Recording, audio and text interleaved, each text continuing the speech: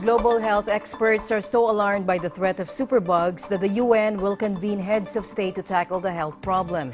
A step so extreme, it's happened just 3 times before.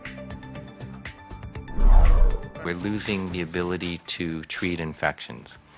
Basically, the infections out there are becoming resistant to antimicrobial drugs, antibiotics that we use to cure people.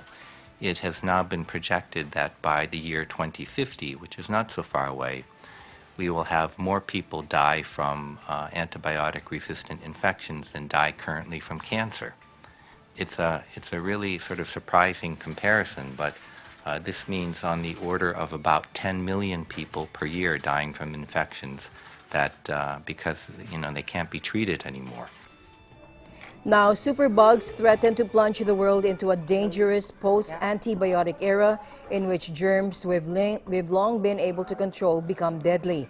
Antimicrobial resistance happens when bacteria, viruses, and other microorganisms mutate after being exposed to drugs such as antibiotics or antiviral medications, and those medicines grow less effective over time. For decades, we simply have not been making new antibiotics.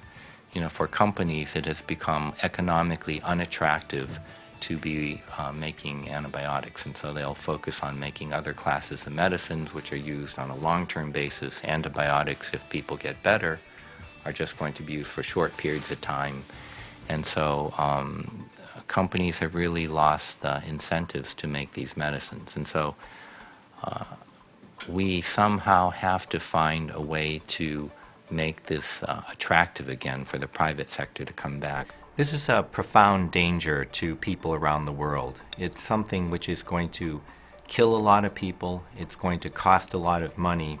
It's going to endanger our ability to take care of people in health systems. It's going to endanger our ability to sustain our food supply, and it's going to really endanger our ability to continue development in the world. It's a surprise to people, but in fact our modern approaches to agriculture, our ability to sustain food and protein depend on having antibiotics which can cure illnesses in animals like in people. So it's very much a threat to our food supply.